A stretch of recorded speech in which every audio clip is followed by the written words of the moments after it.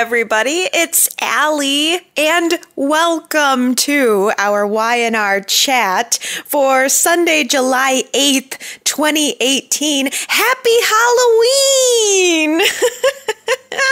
With ghosts and grave diggers, Y&R feels like it's giving me Halloween holiday right now. It doesn't feel like it's hot summer in Genoa City. It feels like fall, crisp, cool, haunted evening in Genoa City.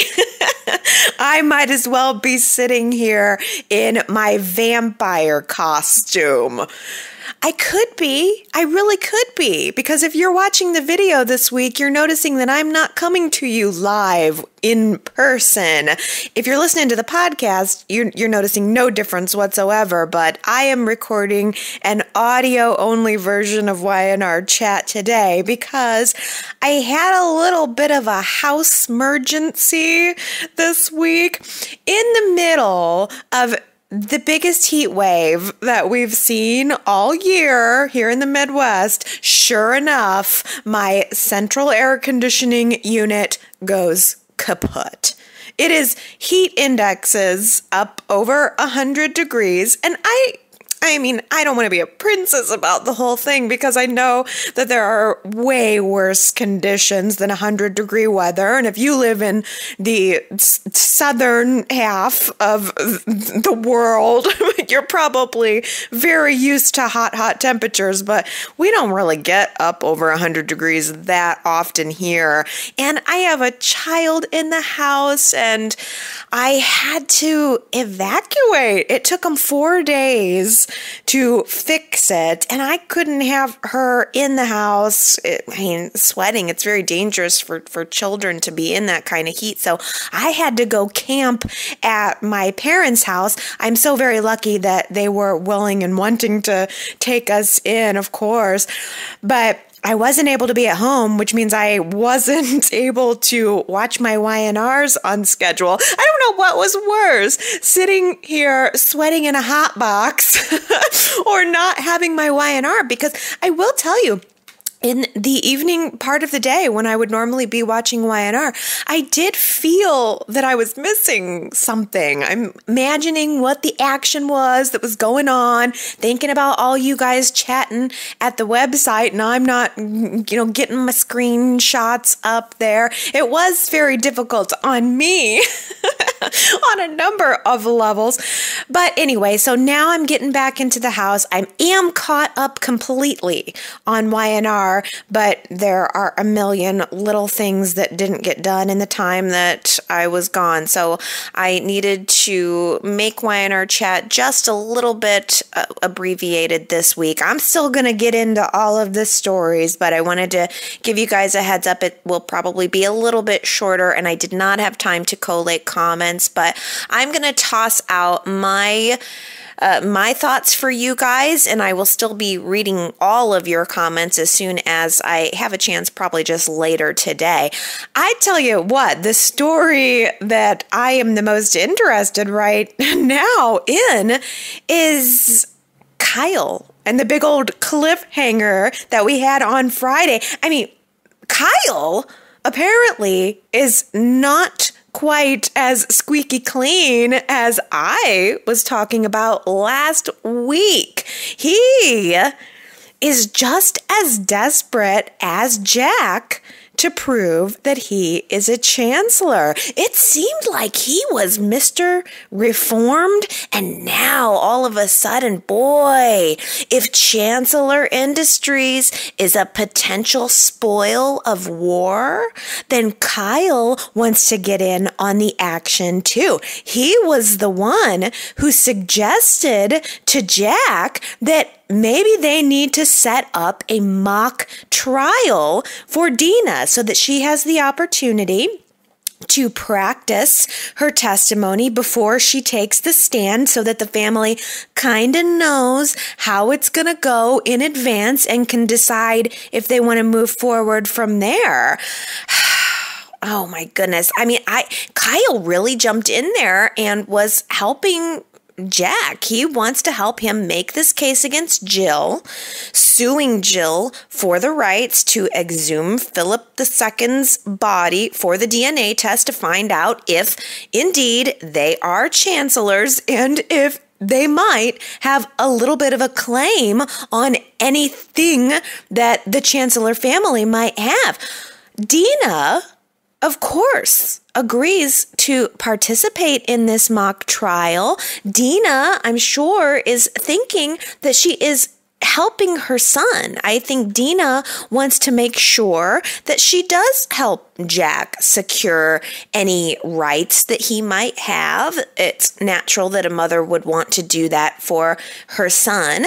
She, I think, had her heart in the right place. I think her reaction might have been a little different if Jack or Kyle or anyone might have explained to her that the testimony she was so willing to give would be assisting them in digging up the grave of her dearly departed. I don't think Dina had any idea that the crux of what she is giving testimony for would have resulted in Philip's body being exhumed. I don't think she had any awareness of that whatsoever. I'm not sure that in her right mind she would have been okay with that. So in a way, that felt like a little bit of a manipulation to me. I'm sure that Jack thinks what he's doing is right. I'm sure that both Jack and Kyle think that they are justified. But the fact that there is an undertone to the whole thing of Jack and Kyle wanting to get a piece of Chancellor Industries, that made it feel seedy to me. Ashley was there during the mock trial, of course, trying to keep things on track, trying to not allow them to lead the witness or anything like that. But it just felt wrong. I don't know if that was your feeling through that scene, but I did not get warm and fuzzies from it. I was glad that Dina does seem to be exhibiting more signs of clarity. She was very certain of herself throughout the lines of questioning. She was honest about her account. She maintained that Philip II is Jack's father. And it all went seemingly very well. Jack was very pleased. He thought that this was going to help him win his case. But quickly after the trial concluded, the fake trial concluded, Dina quickly regressed. It happened in a snap. All of a sudden, she was coming back in the room wearing a big floppy hat and sunglasses on the inside of the mansion, and she's not recognizing Jack. She's looking at him, not knowing who he is, and she didn't seem to trust him. She seemed, in fact, very afraid and very confused. And I would like to imagine that that's the moment where Jack realized that maybe he should feel a little guilty for all of this.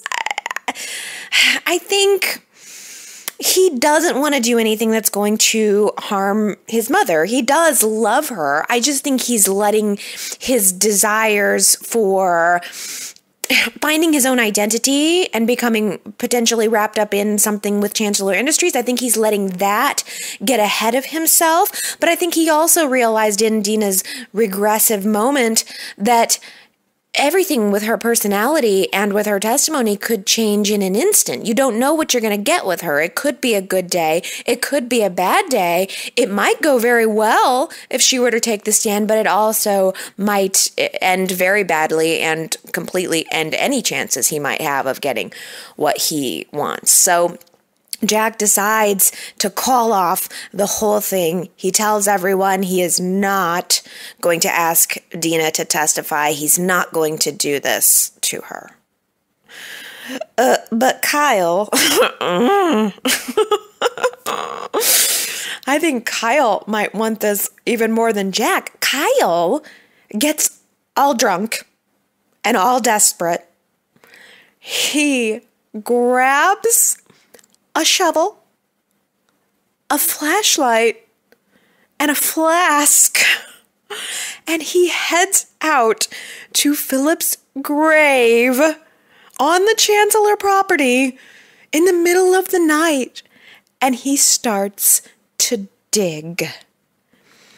And this is where we were at the end of Friday's episode.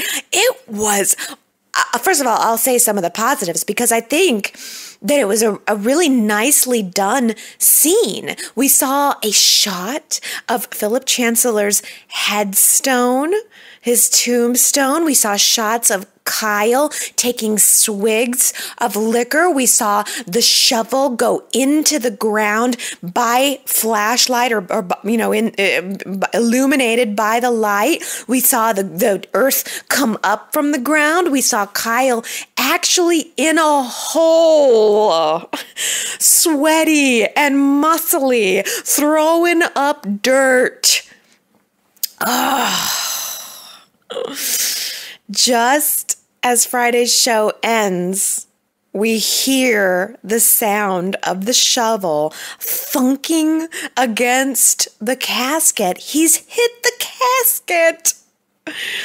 There might as well have been a scene of Kyle following up the thunk with saying, "Grandpa, is that you?" Oh, it was bold.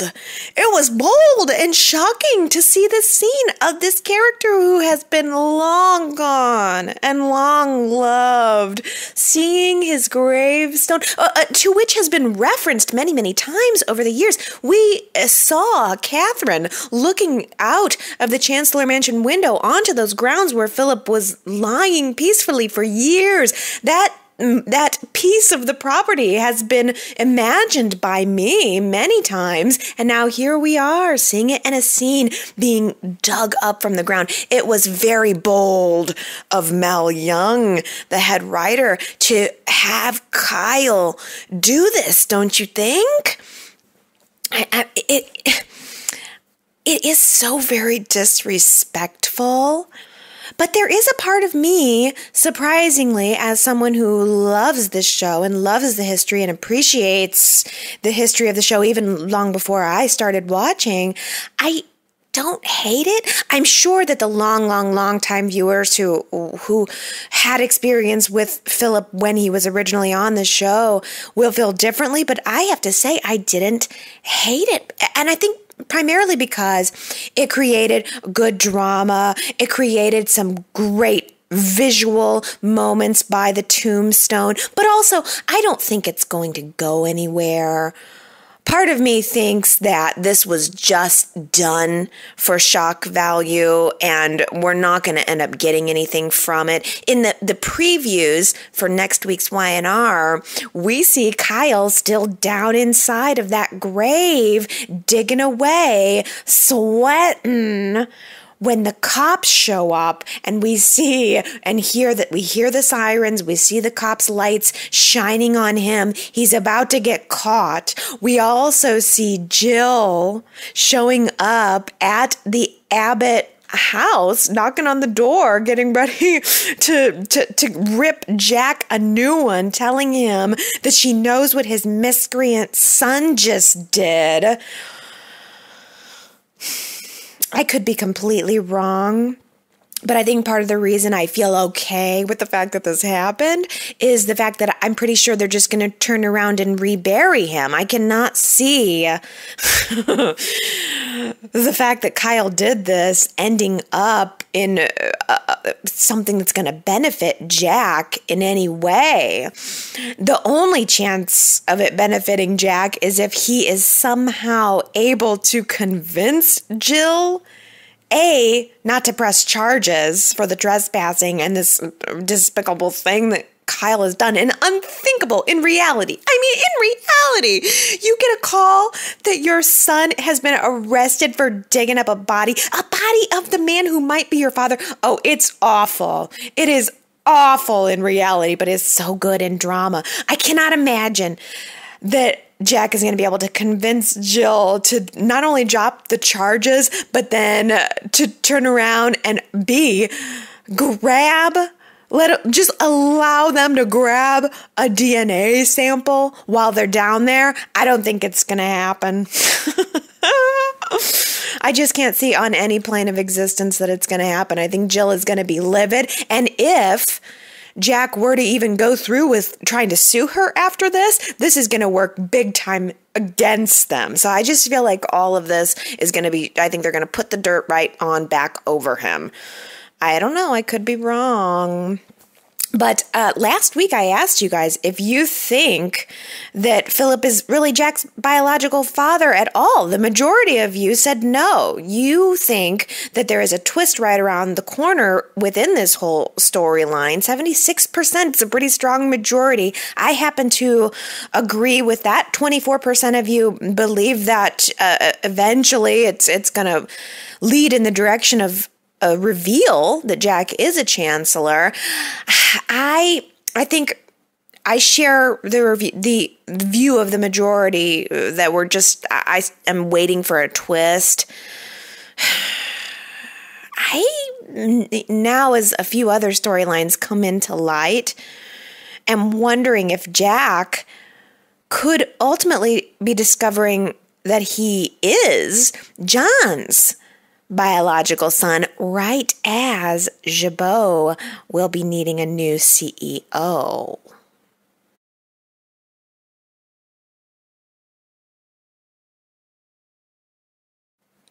Billy is doing such a bang-up job as the CEO of Jabot. Everything is going great for him. His life is essentially better than it has ever been.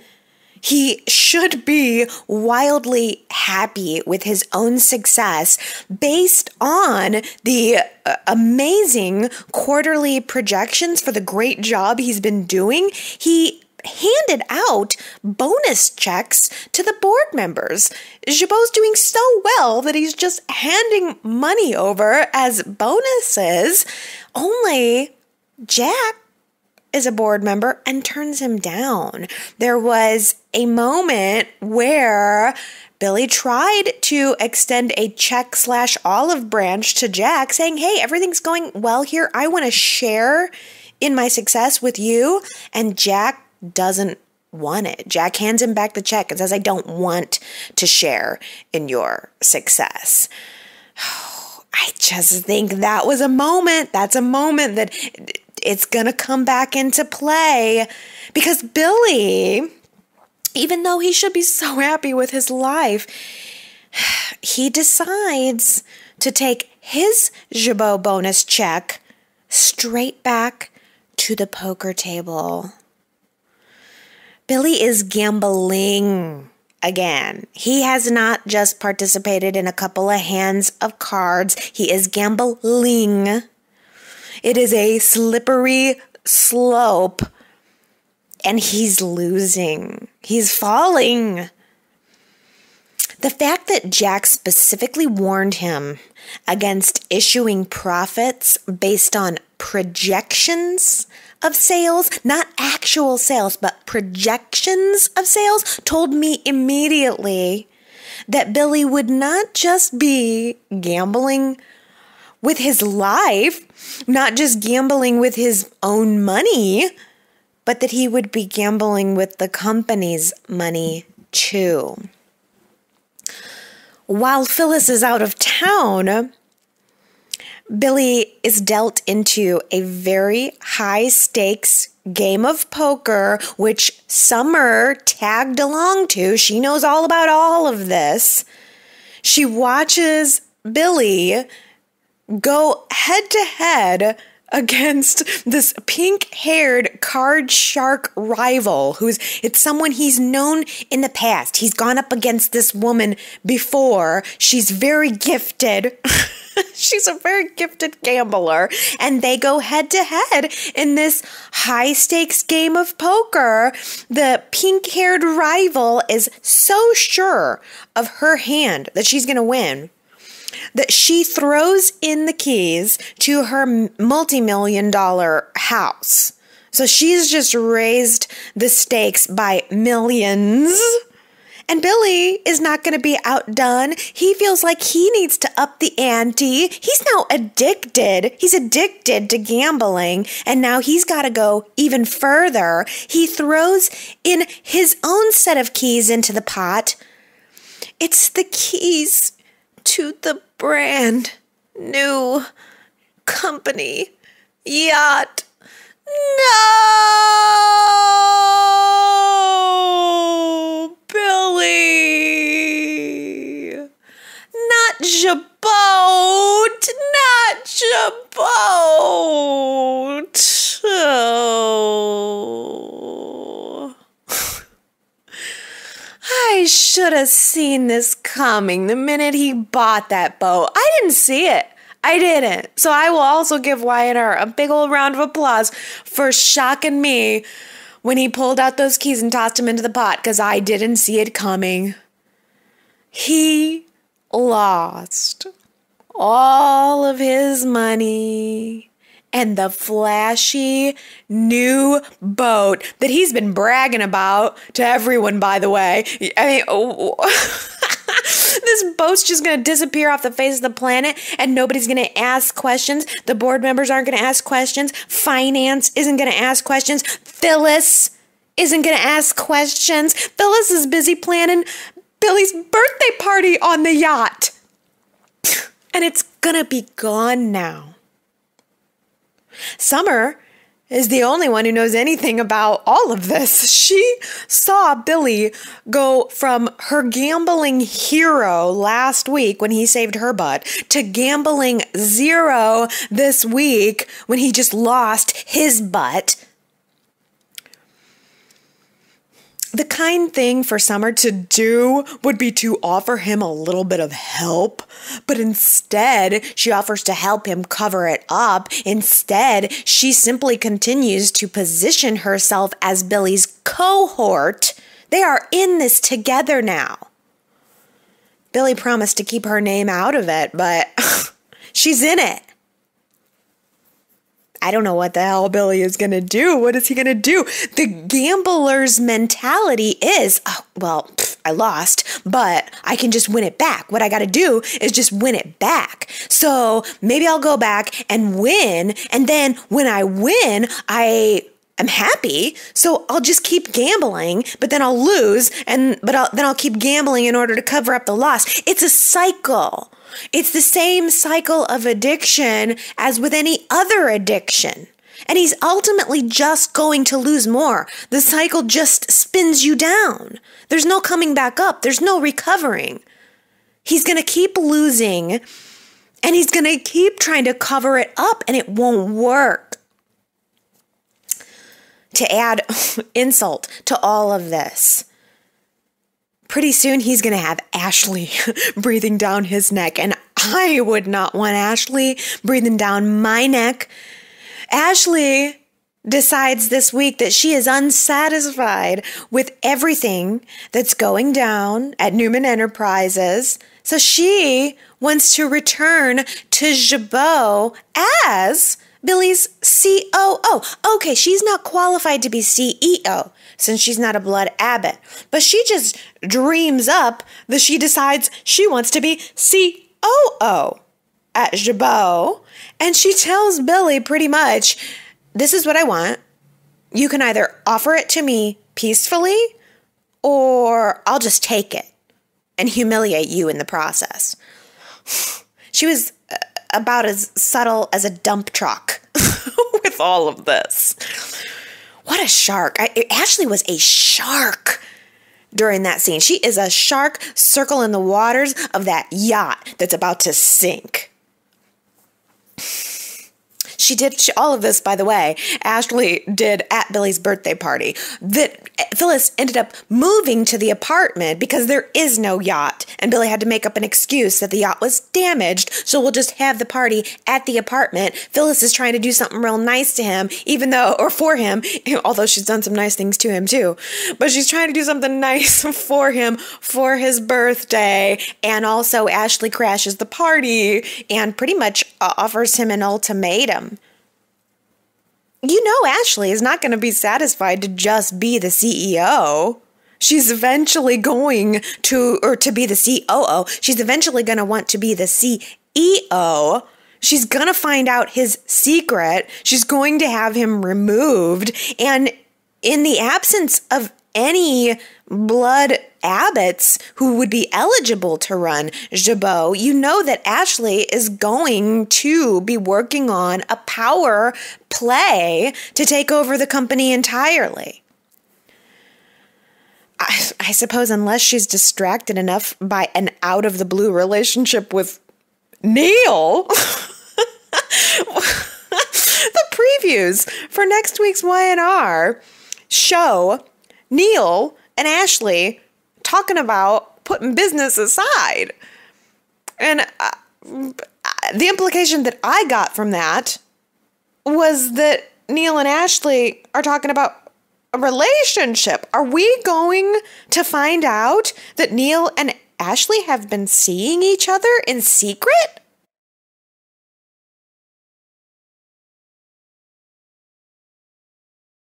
Not gonna lie, last Monday's cliffhanger had me on the edge of my bed. The faces of the women showing up at Chancellor Park to solidify their plan to dig up JT's grave, and then we see just close-ups of their shocked faces when they arrive at the park. Sharon's face saying, "What the hell is that?" And then we open up to Tuesday's show, and there's just a big art sculpture over the very spot where they know they buried JT's body. I was dying. What could possibly be in that spot? I was expecting a burning effigy to be in that spot, like, or a sign that said, "I know what you did last spring." Nope. Just a big piece of modern art. It was really bizarre, and it created this really bizarrely quirky moment where now the women are just looking puzzled at this piece of modern art and starting to have a conversation about modern art.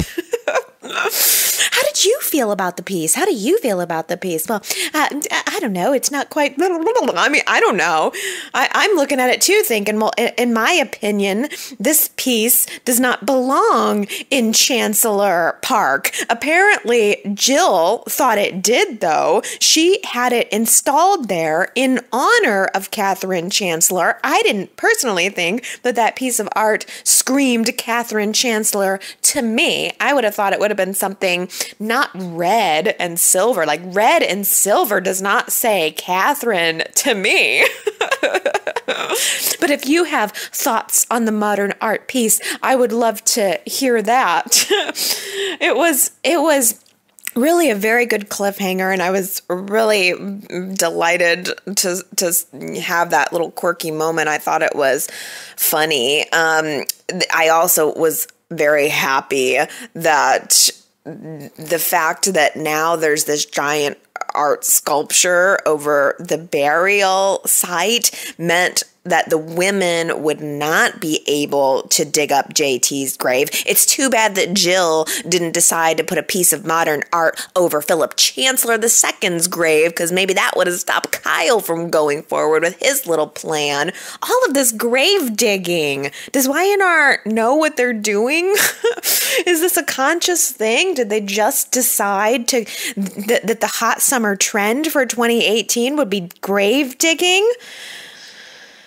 I don't know, but I'll tell you what I do know. You guys, I know that you're going to feel me on this. After all of the speculation and all of the paranoia about JT and all of the fear about JT, Phyllis finally cracks. Phyllis visits Sharon privately. She pays a little visit to Sharon to suggest that she and Sharon should maybe quietly distance themselves from this whole situation with JT. That maybe now she and Sharon should just lie, save themselves, and say that they weren't even in the room when Nikki whacked JT over the head. I mean, he had his back turned to them, so if he is alive, he would never have seen them or known that they were there. He'd never be able to testify against them. Besides, Nikki and Victoria will be fine on their own. I mean, a mother killing her daughter's attacker is completely understandable. Oh!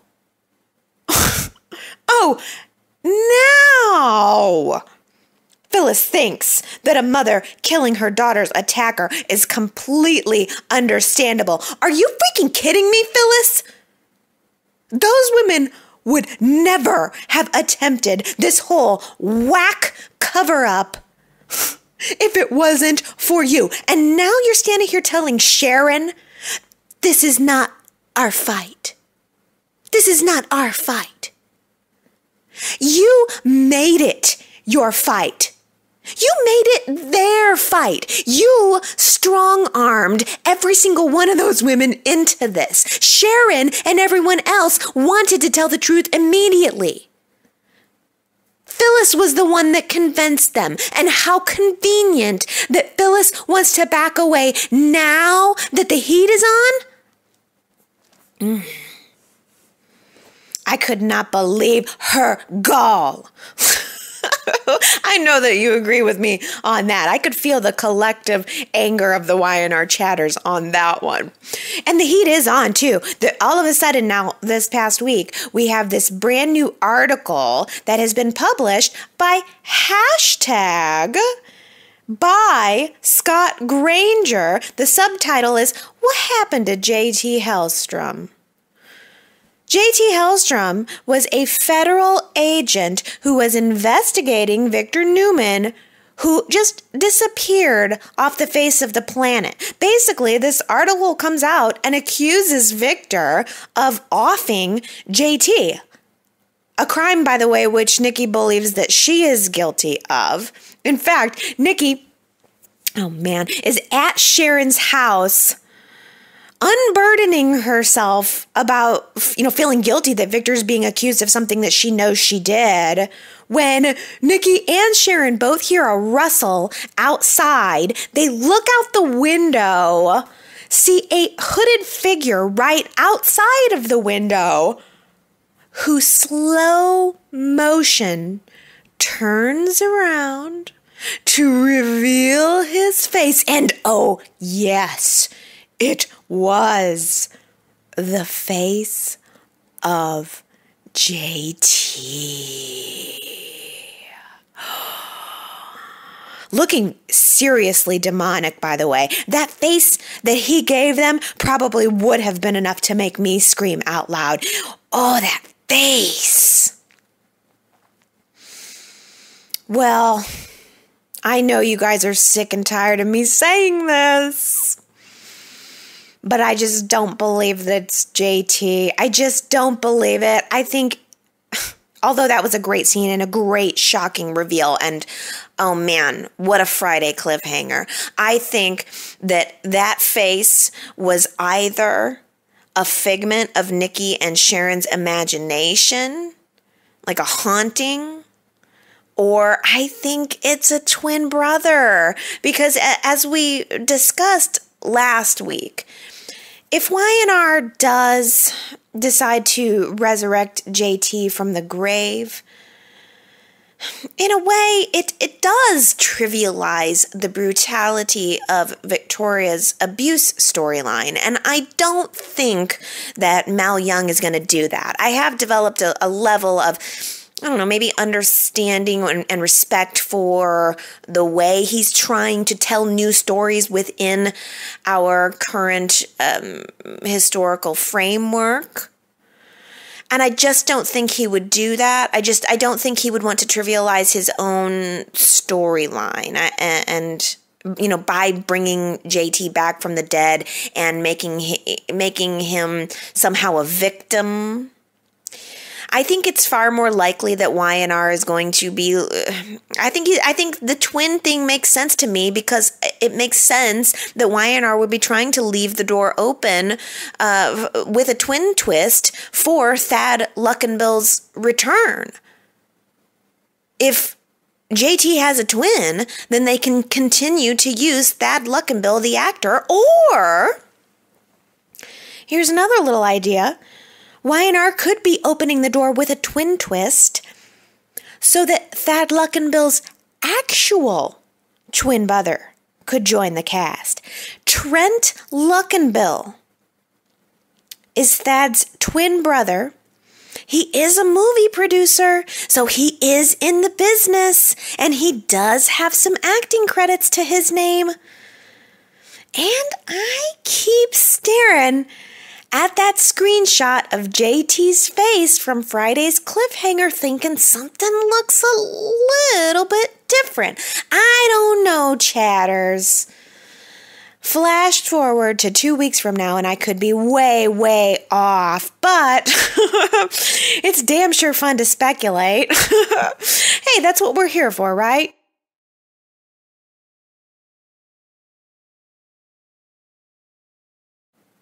I am, though, starting to second guess my theory about Nick being involved in the Newman Enterprises hacking. Nick is seeming pretty clueless. At the moment, he's seeming pretty clueless. So I'm getting the vibe that he's more like not the mastermind behind bringing Victor down, but more like maybe he's willing to benefit on Victor's journey down.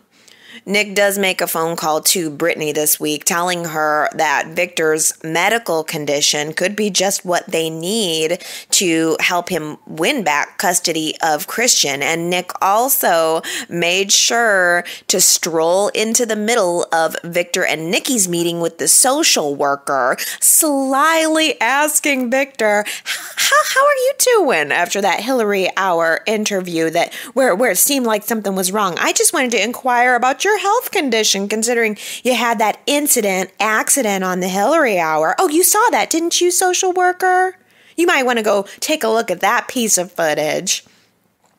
I honestly am not even sure that the social worker would have needed to do that. I don't think that the social worker even needed Nick to convince her. Nikki has MS. They're sitting there in this interview with the social worker, Nikki trying to sweep everything under the rug, saying her MS is under control. Well, then why is it that your MS was so bad that you weren't able to make it to the original custody arbitration hearing because of a flare-up? That sounds easily like a cover-up, like a lie. And on top of Nikki covering up her MS condition, there's Victor struggling to pick up another cup during the meeting, which the social worker saw. I think she completely saw it. I think she completely can tell that they are covering. So maybe she will make a recommendation to the court that Christian should be returned to Nick.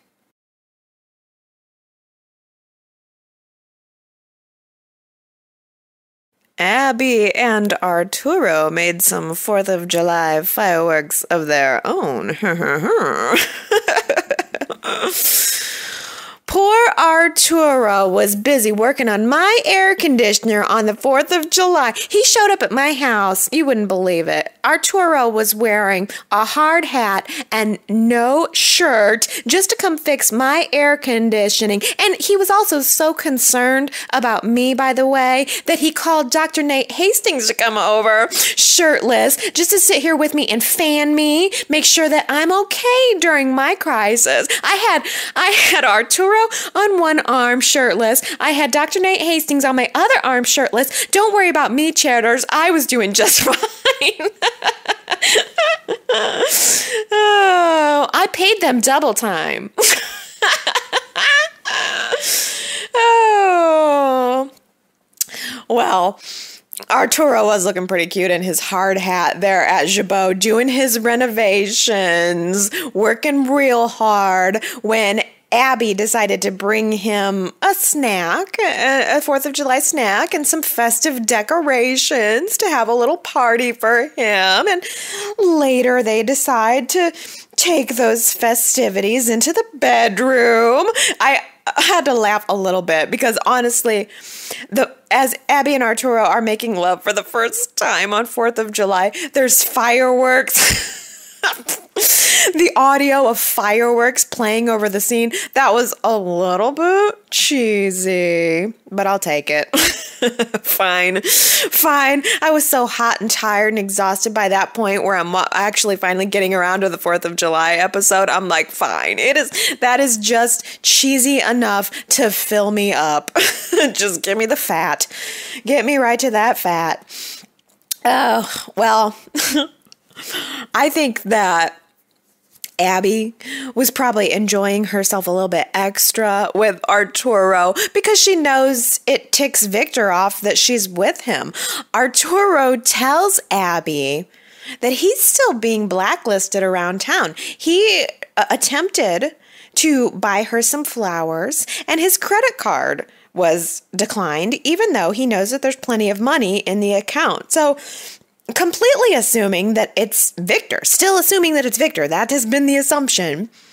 In retaliation, Abby goes to the athletic club. She rents a hotel suite, orders some chocolate-covered strawberries to the room, and a $1,000 bottle of champagne, and charges the whole thing to Victor's account. Well, that ought to get his attention. That ought to do it.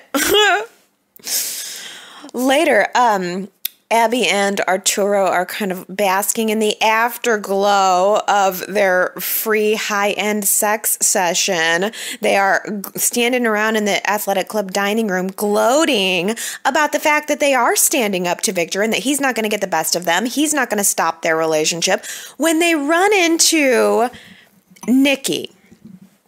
Now, Nikki is feeling guilty that she is letting Victor take a little bit of the heat over JT's death, and she really doesn't want to let him take the heat for what's going on with Abby and Arturo too. So Nikki reveals Victor hasn't been the one harassing Arturo. I have.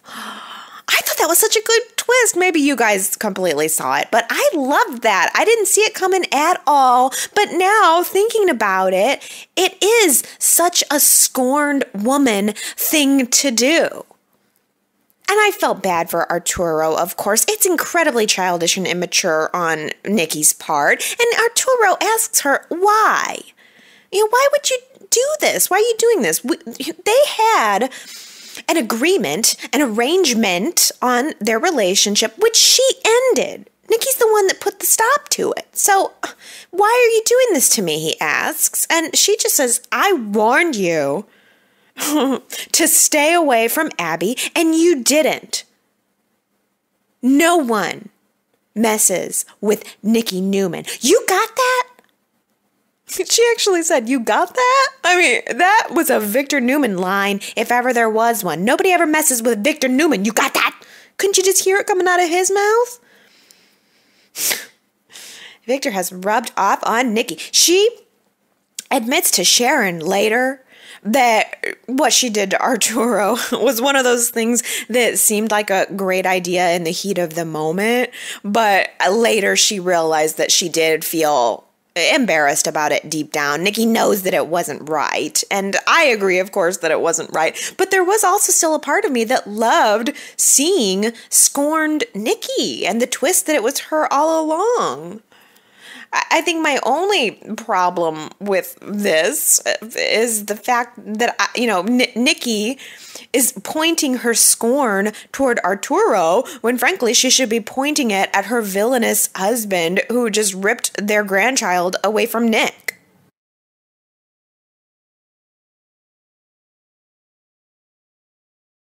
I am so glad that everything's okay with Hilary's baby. I think at this point, Y&R is unknowingly playing on my expectation that the actress is leaving the show and wondering how they're going to write her out. I was nervous that she was going to lose the baby this week. Devon had ordered a home sonogram test, and he's just wanting to use his considerable resources to allow them to see their baby for the first time, because usually that takes a little while, and it's something that you are anticipating. It's a really special moment. And Devon calls the doctor in. She's there in the living room on the couch. The doctor is doing the little sonogram wand on Hilary's belly and is having some trouble finding the heartbeat, and they were very concerned. Hilary was upset, but after a minute and a commercial break, there it is. There's the heartbeat. It's loud and it's strong, and Hilary and Devon get to share that moment together. They even get a picture from the sonogram. I thought it was lovely seeing Devon and Hilary basking in the glow of the realization that they've created this new little life together after the long road that they've had. And I also noticed, chatters, that when Hilary and Devon were sitting there on the couch looking at their sonogram picture, basking in that glow, embracing one another, if you look on the table that was right behind that couch, there was a picture of Catherine sitting there.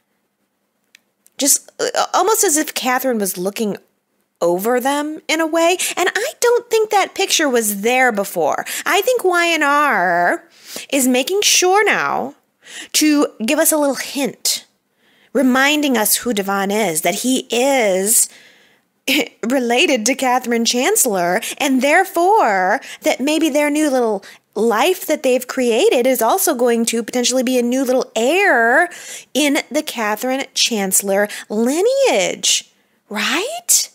Maybe this is Y&R's way of hinting to us that Devon has a real good reason to jump into this Chancellor Industries fight that's going on right now. Maybe Devon is going to be making sure to secure his child's place in the lineage and give Jack a run for his money.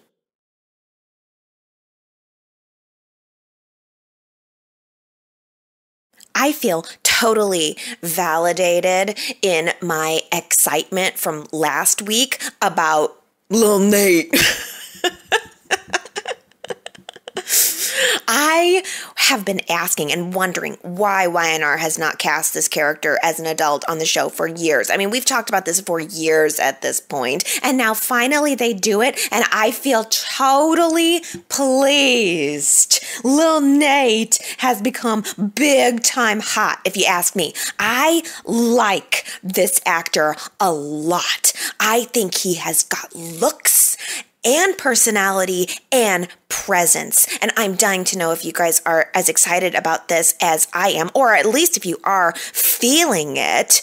This week's poll question, the return of Nate Hastings. Are you feeling it? I mean, I know it's hard to really get an idea of how someone is going to be or what they're going to be after just a week, but I want to get your first impressions. YRChat.com, just based on this first flash of scenes, are you feeling Nate? Do you think that he is going to have a good place in Genoa City? Like, are you excited about this? Or are you feeling lukewarm? If you are feeling lukewarm, I'll probably end up convincing you by the end of it, but maybe not. I don't know. YRChat.com. Tell me how you're feeling about this return of Nate. I'll tell you. Hilary was red hot and bothered. Red hot and bothered at the very sight of our new hunk. She caught just a few glimpses of him out of the corner of her eye, and she could not help herself from taking it upon herself, taking it real personally too, to find out exactly who this guy was. Gee, Hilary, why are you so interested? She saw Nate at the office, couldn't drop it there, goes home, couldn't drop it there, decides to walk over to Neil's apartment to ask him who that guy was personally. And sure enough, Nate just happened to be posted up there, hanging at Neil's condo with his shirt off, like any good house guest would do. Luckily, Neil had already warned Nate about the fact that he has a nosy neighbor / ex-wife next door. So when Nate whipped open the door, as Hilary's coming over there to try to ask questions, sniffing around, Nate immediately gave her a cold shoulder that screams, "I'm about to cheat on Devon and leave town." Wondering how my story's gonna end? I'm about to cheat on Devon and leave town. Oh, I can't help myself. I love it. I'm pretty sure he got up under her skin for a reason, didn't he?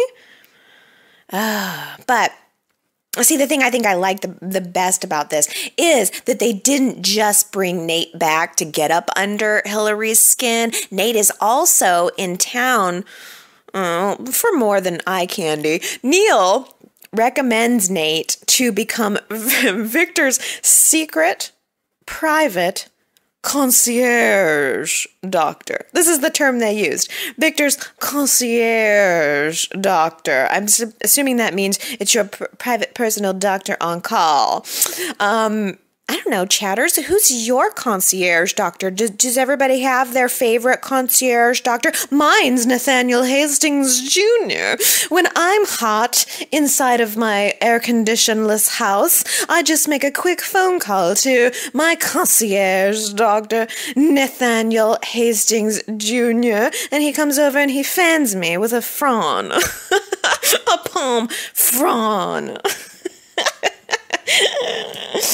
Oh, why don't I have Victor's money? Because I would make a whole lot better use of my personal concierge doctor. Oh, anyway, the plan is Victor's dealing with this whole secret illness thing that he still hasn't told us anything about. He's going to be working with Nate to, I don't know, do whatever to cure his mystery illness. They are going to keep it on the down low because of all of the media attention. Victor's going to be seeing Nate privately, meeting only in Neil's apartment, by the way. Could you believe that Neil offered to give Victor a key to his apartment so that they could meet privately and have checkups? Would you want Victor Newman, your boss, having a key to your apartment? I don't think I could sleep well at night knowing that Victor Newman had keys to my place. Oh, well, the doctor-patient relationship was off to a pretty good start because I loved the way that Nate handed down the law to Victor. Most people would be at Victor's mercy because Victor's paying very, very well. But Nate said, no, just so you know, this whole relationship is going to be on my terms. I have ethics. I am actually a doctor. And just because you're a billionaire doesn't mean you're going to tell me what to do. You're not going to keep your ailments a secret from me. You're not going to try to tell me how to diagnose you. It's still a doctor-patient relationship. No lies, no secrets, no manipulations. Yeah, Nate. I'm real sure Victor's going to keep that promise to you, buddy. We'll see how long that lasts. But I don't know. I thought it was good. He made a great impression on Victor and on me, honestly. I'm sure you can tell. He's been in Genoa City for like a second, for literally 2 episodes. The first episode, we saw him shirtless. In the second episode, we saw him in a towel. I'd say we know what Y&R hired him for. But, actually, that's the thing. I don't think he is just, good looking. I think this guy was really good. I think this Nate is going to give us some dramatic moments. Neil calls this family gathering at his condo where Nate is staying with him. And the whole Winters family, see, this just adds, it's a coming together of the Winters family, and I love that. The whole Winters family is just hanging out at Neil's house, being casual, catching up. Y&R is establishing who this Nate character is, how he relates to the family. He is the son of Olivia Barber and Nathan Hastings. So that means that Drew and Neil are his aunt and uncle. I wonder why they don't bring Olivia back. And I should have looked this up. I'm sorry, but I almost wonder if Nathan Hastings Sr. is dead. Because I remember he turned into a real scumbag at the end. I think he was cheating on Olivia. I can't remember the particulars. I'm sorry.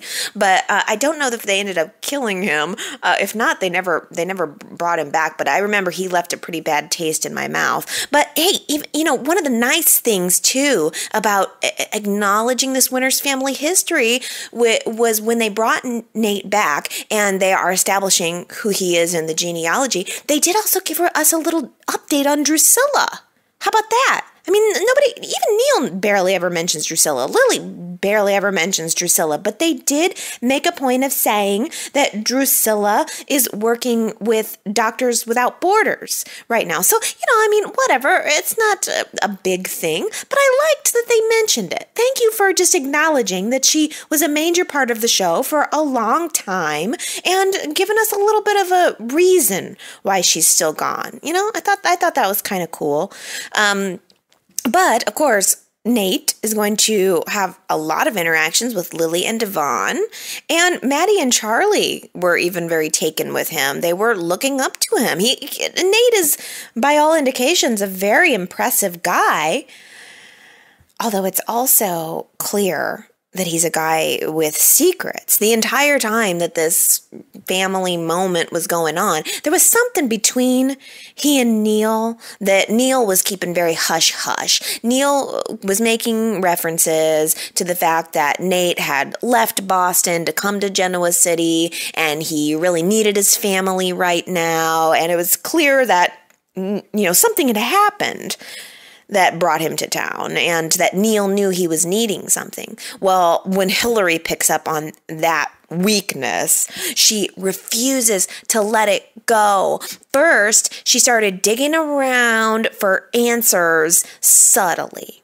She's asking questions about Nate's life, even trying to act like she wanted his medical opinion, asking questions about her pregnancy rash and her swollen ankles. And I loved that Nate just said to her, maybe you've just got fat ankles. That line made me LOL in a week where I did not have a whole lot to LOL about. Maybe you just have fat ankles, Hilary.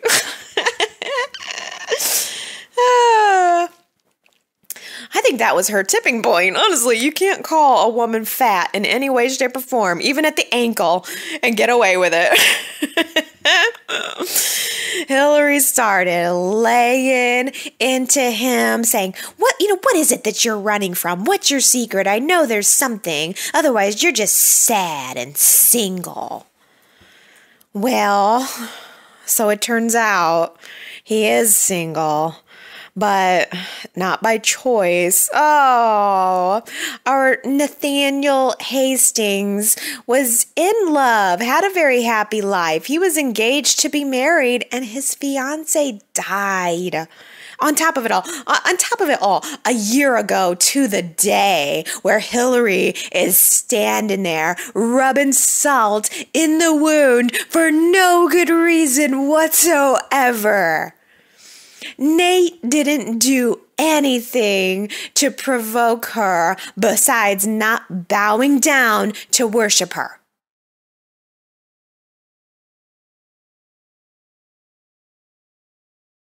Hilary was like a hell on wheels during that 4th of July episode. She was doing a live broadcast of the Hilary Hour, and she was she had a canceled guest, and so she was scrambling to find someone to come on the air, and she was being rude to Shauna and to Tessa the whole time. And ultimately, all of our favorite Genoa City residents came together to jump in and fill the airtime for her, even though she was acting like a brat.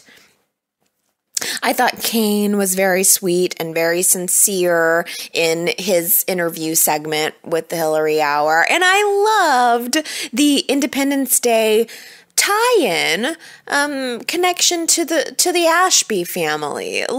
Kane and Lily are on the 4th of July, on Independence Day, realizing that their little Maddie and Charlie are becoming independent. They're becoming adults, and they would very much be experiencing an empty nest syndrome if it weren't for the fact that they have Sam, who I'm sure will be sore-assed here within a couple of years to give Lily and Kane something else to do.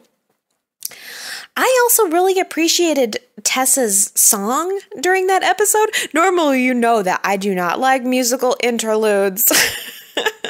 But I thought that Tessa did a really nice job with the national anthem. It's a very difficult song to sing, and I thought she did just a lovely job. Hey, by the way, during that episode, Tessa got another mystery text saying the exact same thing, XZ. And then later, Hilary was apologizing to Tessa for being like hell on wheels. And Hilary mentioned Tessa's sister, saying, I shouldn't have been that way toward you. I forget sometimes that you've been through a lot. You're someone who had a sister who was swept up in the sex ring. And the fact that Hilary mentioned Tessa's sister, and by the way, the fact that Y&R mentioned Scott Granger this week, that just felt like a clue to me that maybe whatever's going on with Tessa is not so much her being up to something, but maybe it's her receiving messages from or about her sister. So we'll just have to wait and see how that develops. I don't know, also just a thought on the 4th of July episode. I thought it was really cool that they tied that into Billy's birthday. I completely forgot that he would have been born on the 4th of July. And Phyllis wanted to help him celebrate. Phyllis pulls Billy away from work, and just as Arturo is at the Jabot building working on those renovations, Phyllis pulls Billy into the elevator to leave work. Arturo cuts the power, and Billy and Phyllis get stuck in the elevator. Ah! The old stuck in the elevator trick. It never gets old. I thought it was brief and it was well done. I honestly don't know who could possibly, in their right mind, think of sex while being trapped in a hot box with limited oxygen. I was trapped in a hot house for a few hours a day, and all I wanted to do was get out of there.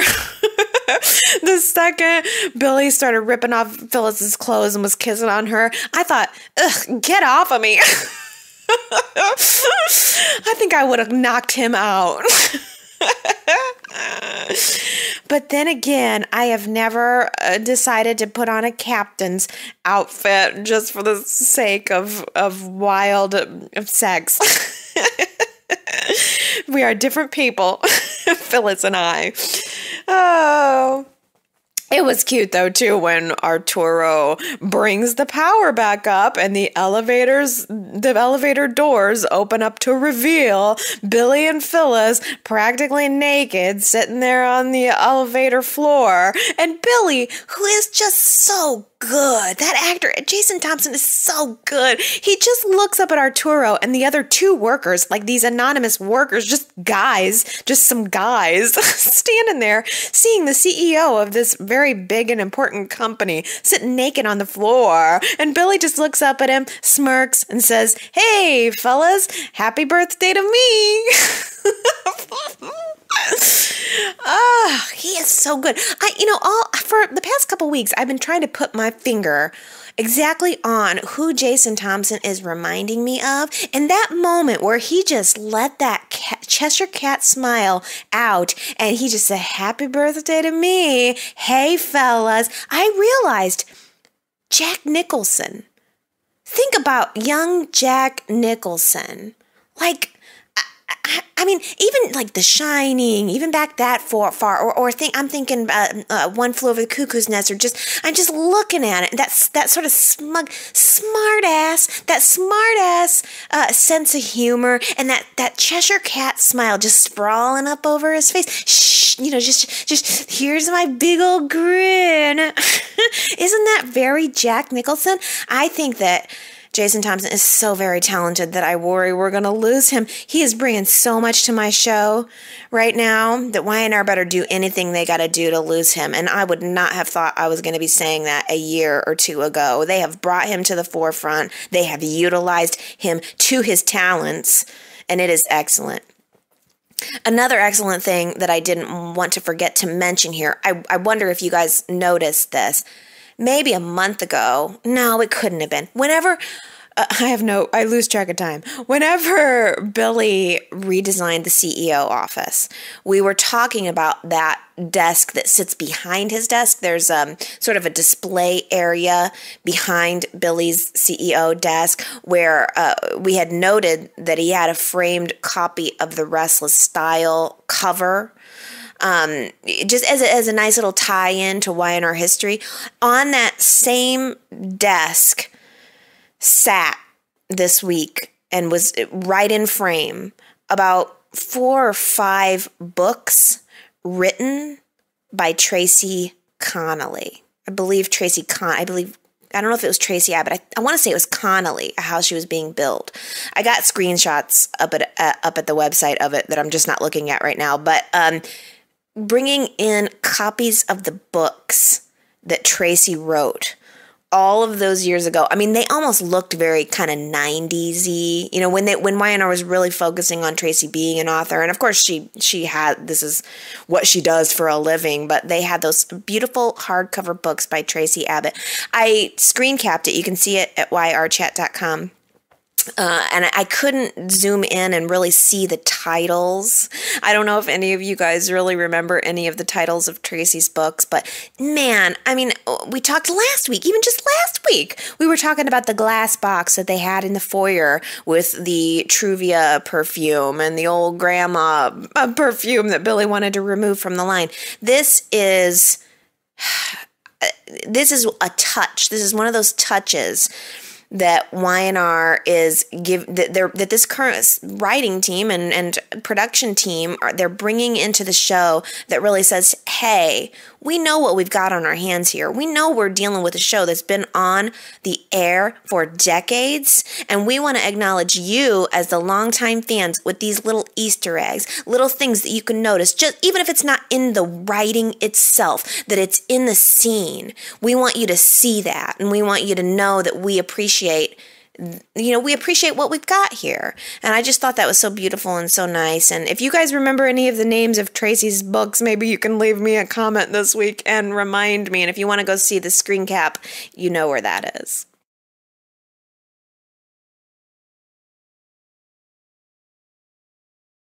Last week, Ashley was starting to make a little bit of a stink about not being included in everything that's going on with Newman Enterprises right now. I mean, the whole company is in turmoil. Ashley wants to be there to offer solutions, but she's starting to feel shut out by the Newman family because she's not a Newman. Ashley had confronted Victoria about this, and Victoria says, you're acting like you're going to leave the company. So if you're confronting me right now because you want me to convince you to not jump ship, I'm not going to do it. By all means, jump.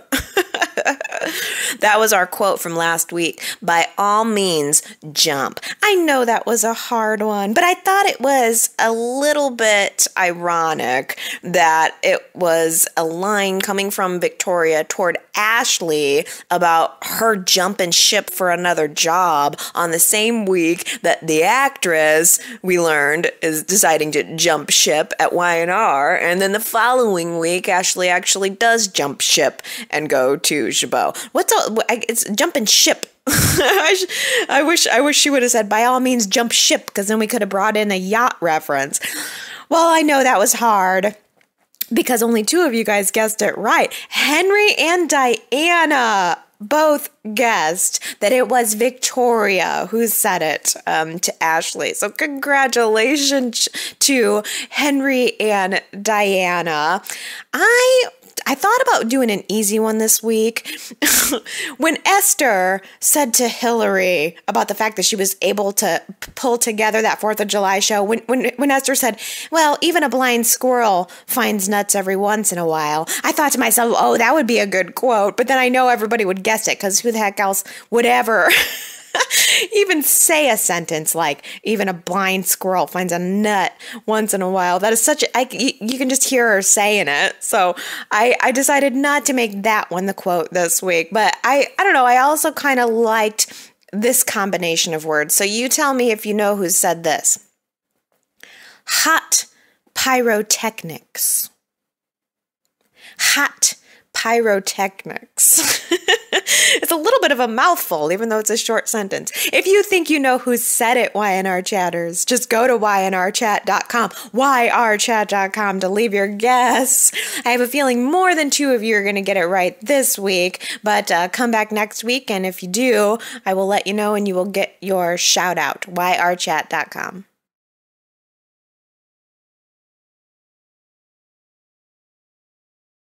Normally, this would be the part of Y&R Chat where I would read your comments, and I really apologize, but I did not have time to pull those together this week. I absolutely will be reading comments later tonight. It's just when I got home, we just got the air conditioner back up and running yesterday, and I didn't even get home until late last night. So it's just, it's unpacking everything, getting everything back to where I need it to be, and having a chance to watch all of the episodes and try to form some kind of cohesive line of thought for what I wanted to chat about. It was just a lot to accomplish in a little amount of time, and I just fell a little bit short. I'm just so glad that the air came back already, because otherwise we wouldn't have had an opportunity to chat. So I really appreciate your patience with that, and I assure you that I will be back next week. I will have tons of comments of yours, and I will also be back for the full video. I will most definitely be happy this upcoming week to be back in my routine, back in my shower routine, watching Y&R with wet hair. There is just something about that as part of my routine that is so comforting to me. And when I don't have it, and even just the stuff I do at the website, knowing that you guys are there and looking at your comments throughout the week, all of that is such a part of life for me, and when I can't do it, it throws me off. I tell ya, I need a full recovery period just from not being able to watch Y&R every single day. Oh, well. Again, you know the website, yrchat.com. I love reading your comments. I will be doing that tonight and throughout the rest of the week, and watching the show as it unfolds, dying to know if they start to provide us with a little of resolution on JT. We've been seeing these little hints. He's been inching forward toward Genoa City for weeks now. I am really excited to see if they're going to bring that to any type of either conclusion or give us something to hang on to next week. We'll see. Okay, everybody, I think that's it. I hope you guys have a great